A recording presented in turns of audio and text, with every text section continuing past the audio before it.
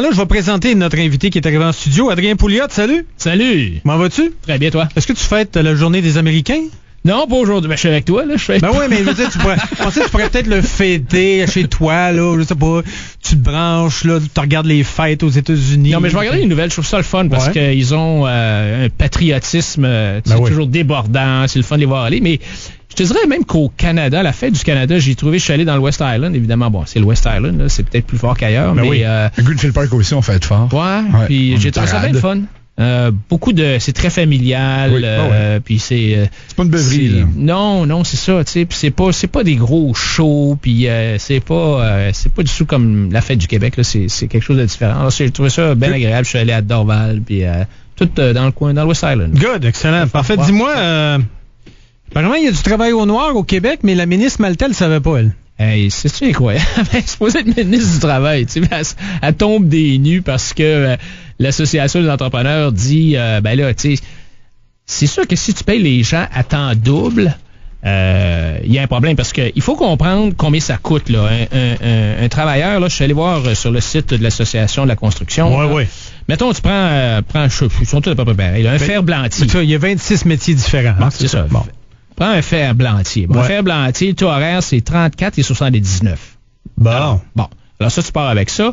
Lui, quand tu enlèves toutes les cotisations qu'il a à payer au syndicat, les cotisations à son régime de retraite, les impôts fédéraux, provinciaux, il lui reste à peu près 19$ de l'heure.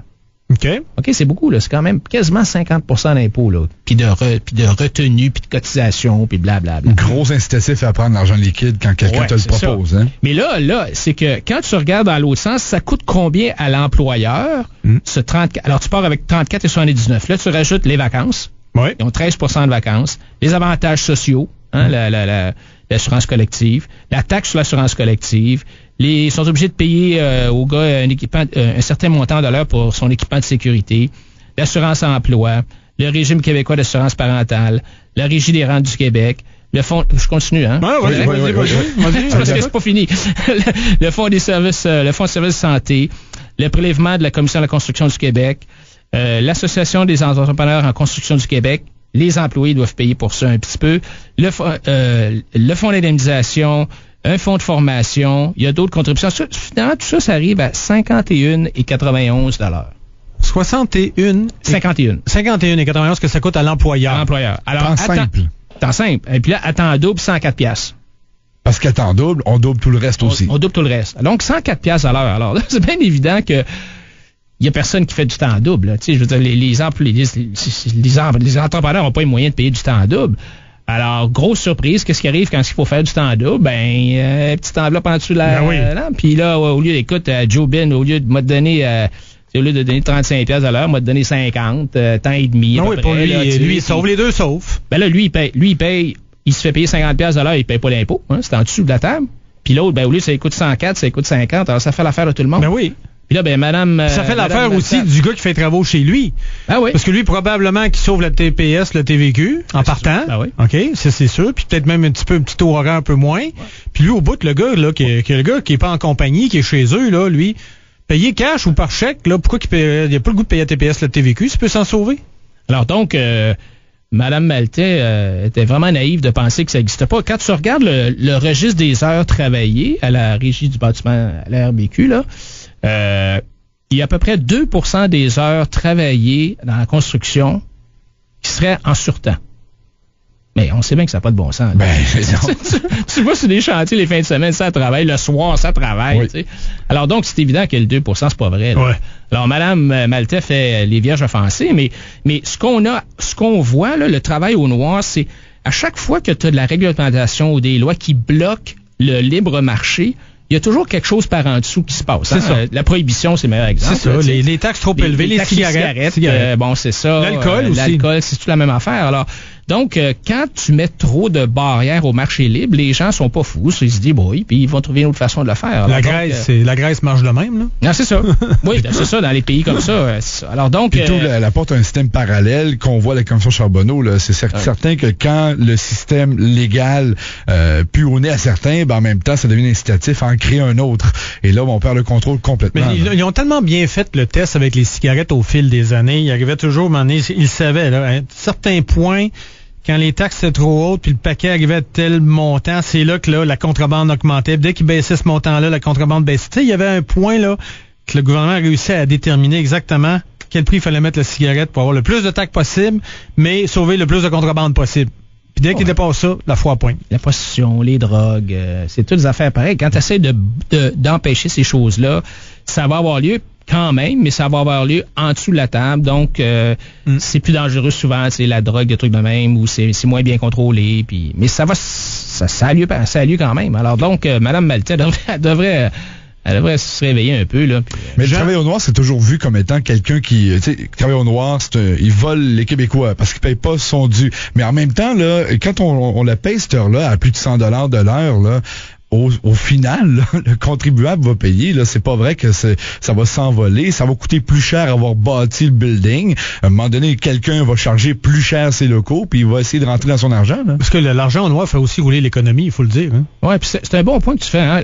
Au noir, c'est comme mauvais, c'est méchant, c'est ça. L'argent s'en va au Bahamas. C'est ça. Mais de fait, qui se bat le plus contre le travail au noir, c'est les syndicats, hein? Puis le ministère du Revenu. Parce que le monde ordinaire, eux autres, ils sont pas nécessairement contre ça parce qu'ils sauvent de l'argent. Mais c'est sûr. C'est comme une espèce de petite révolte du citoyen de la classe moyenne contre l'État qui est toujours en train de le taxer de toutes sortes de façons à gauche et à droite. Alors, le travail au noir, c'est de fait, c'est peut-être, je devrais pas dire ça comme politicien, là, mais moi, je pense que tout le monde devait payer ses impôts, mais c'est une réaction normale du contribuable. Oui, non, absolument, exactement. Dis-moi, quand Jean Charest était au pouvoir, les libéraux, le Parti québécois chiolait d'un bord puis de l'autre, que le Parti libéral nommait ses petits amis à des postes clés au sein de l'establishment gouvernemental, les sociétés d'État, et tatati, tatata. Est-ce que Pauline ferait la même chose? Ben là, il y a une petite nouvelle qui est sortie de façon assez... c'est tout petit dans les journaux, là, mais Jean-Claude Scrère vient d'être nommé comme président du Conseil d'administration d'Investissement Québec. Jean-Claude Scrère, qui est un petit ami du PQ. Et alors, première réaction, évidemment, c'est encore une nomination partisane que le PQ, comme tu dis, dénonçait de la part des libéraux. Mais là, moi, je me rappelle un peu de Jean-Claude Scrère. Je suis allé voir un petit peu là sur l'Internet, voir qu'est-ce qu'il avait fait exactement. La dernière fois qu'on en a parlé, puis Éric Duhem en parlait tantôt à l'émission avec Jean-Nic, la dernière fois qu'on a parlé de Jean-Claude Scrère, c'était dans le contexte du scandale de Norbourg. Avec Vincent Lacroix. Un des plus gros détournements de fonds. La Caisse de dépôt avait été impliquée là-dedans. C'est ça. Et donc, le nom de M. Scrère a refait surface en 2006. Le syndic à la faillite de Norbourg avait découvert parmi les paiements à des consultants un versement de 43 000 $ à la firme de M. Scrère qui avait été fait sans justification. Alors, c'était un peu... Bon, puis on sait aussi de notre autorité publique, là, M. Scrère tournait autour là, du conseil de Vincent Lacroix, de Norbourg. Il était là jusqu'à la fin. Parce que dans l'histoire de Norbourg, aussi, à un moment donné, il y avait de l'argent qui était dans un fonds que je me souviens plus du nom, qui était géré par la Caisse de dépôt. Puis, à un moment donné, ça avait été transféré à ce gars-là de Norbourg, puis les investisseurs avaient jamais été mis au courant de ça. Aussi. Exactement. Puis aussi, je pense que Mme Marois il me semble que c'est le PQ qui avait donné une très grosse subvention à Norbourg pour faire ça. Alors, donc, il y a eu bien du tricotage là-dedans. Mais là, je circulais un petit peu dans le temps. Alors, ce que je viens de te parler, c'est en 2006. En 2002, M. Scrère a quitté la Caisse de dépôt. Et il a bénéficié d'un petit coup de pouce de M. Bernard Landry qui avait augmenté sa retraite à 200 000 $ par année après ses 20 ans dans le secteur public. Ah bon? Donc, il y avait un petit cadeau de bonjour. Mais vraiment, le rôle de M. Scrère, c'est quelqu'un qui a travaillé à la Caisse de dépôt pendant plusieurs années, pendant 22 ans, puis il a été président de la Caisse de 1994 à 2002. Donc, il a été là pendant 8 ans. Il a été là surtout, je pense que c'est malheureusement pour lui, probablement ce dont on va se rappeler de plus de lui, c'est lui qui a patenté l'acquisition de Québécois Média. Oui, pour pas que Rogers ramasse Vidéotron. Là. On se rappelle que Ted Rogers avait fait une offre à la famille Chagnon. Et ça faisait bien du sens parce que lui, c'était un câbleau distributeur. Les Chagnon, c'est un câbleau distributeur. Bon, et puis moi, je connaissais bien Ted Rogers, puis je trouvais que ça faisait bien du sens. Mais la Caisse de dépôt avait d'autres visées et Michel Nadeau, qui était le numéro 2 de la Caisse, s'est dit, on va bâtir là, une énorme, tu sais, un autre America Online ou une autre grosse compagnie de médias. Il est allé voir Pierre Karl, qui sur le coup, il a dit, ben non, moi je suis dans l'imprimerie puis je suis dans les journaux, qu'est-ce que je vais faire dans le câble, tu sais. Et là, Nadeau a réussi à le convaincre et donc Scraire et Nadeau ont patenté ça. C'est notre Nadeau qu'on voit souvent à la télévision, là, puis qui veut défendre tout le monde, puis qui critique tout le monde, là, ceux qui ont des petites magouilles, puis le grand défendeur des pauvres, là, un peu. Il y a même eu des rumeurs qu'on le voit à la mairie de Longueuil cette année, mais il n'a pas présenté sa candidature jusqu'à présent, là. Oui, c'est ça. C'est le même Michel Nadeau là, qui, si Rona va se faire acheter par Lowe's, là, c'est une catastrophe. La semaine dernière, il a dit qu'il était bien triste. Là, l'acquisition de Bell, d'Astral par Bell, c'est un moment sombre dans l'histoire du Québec, parce que là, on va perdre quelques avocats qui travaillent pour Astral, puis tout ça. Alors donc, c'est le même Michel Nadeau. Et alors donc, la presse avait publié en 2009 un article qui avait... En tout cas, il disait qu'ils avaient vu une étude du rendement de la caisse sous Jean-Claude Scraire, comparé au rendement de la caisse sous Henri-Paul Rousseau, qui est arrivé après. Alors, bon, la caisse se dit non, le document n'existe pas, mais en tout cas, finalement, évidemment, Rousseau, lui, c'est lui qui il y a eu la grosse perte de 40 milliards avec le papier commercial. Mais disons que Jean-Claude Scraire n'a pas fait beaucoup mieux, parce que pendant qu'il était là, la caisse a eu des résultats inférieurs aux indices de référence, donc ce à quoi tu te mesures, de 1,5 milliard de dollars. Donc, si la caisse avait investi à la bourse, là, comme tout le monde, là, il aurait fait 1,5 milliard de plus pendant ces 8 années-là.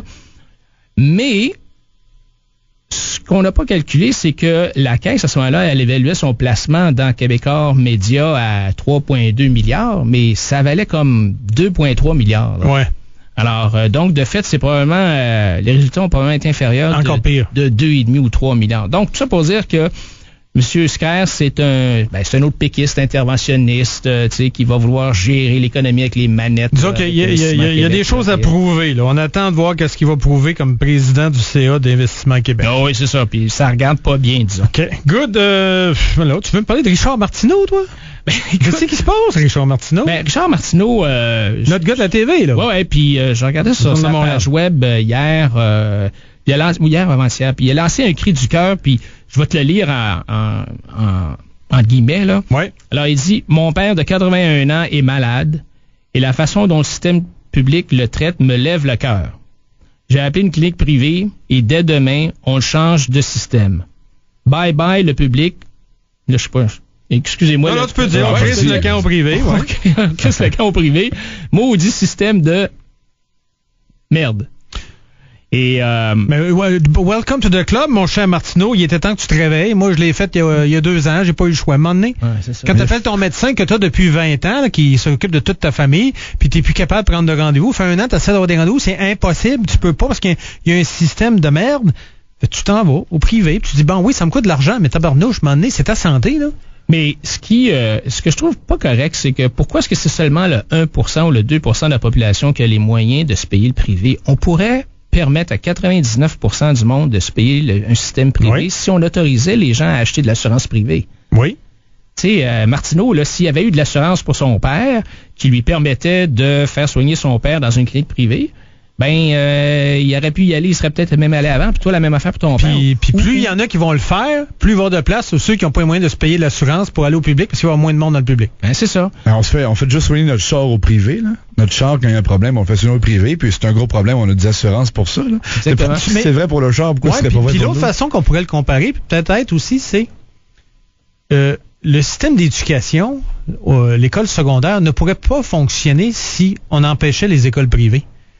Parce que les écoles privées font économiser énormément d'argent au gouvernement. 30%. Énormément. Par élève, Alors, le jour, là, tu sais, le PQ dit, puis le ministre Duchesne, les écoles privées, c'est pas bon, on va abolir ça. Hey, ils peuvent pas abolir ça. Parce qu'une fois que tu l'as, là, puis c'est dans le système, puis une chance qu'on a les écoles privées, parce que ça donne l'argent au gouvernement, ça fait économiser énormément d'argent pour qu'il y ait plus d'argent dans le réseau public d'éducation, justement. Oui, exactement. C'est une source de revenus importante du réseau de l'éducation, le système privé, parce que les parents payent à peu près 30%. Alors, pourquoi est-ce qu'on pourrait pas faire la même affaire dans le public puis permettre une assurance qui te permettrait de soigner les gens dans le privé, tant qu'à autoriser les médecins à pratiquer dans le privé et dans le public, s'ils n'ont pas le droit de faire actuellement, mais ça, c'est pas vraiment compliqué à faire. Puis il y a assez de médecins qui se tournent les pouces, des médecins spécialistes qui se tournent les pouces, qui sont pas capables d'opérer dans les salles d'opération parce qu'il y a toujours des problèmes, les salles sont mal gérées, sont prises, il manque de monde, l'anesthésiste n'est pas là, l'infirmière n'est pas là, quelqu'un est malade, tout ça.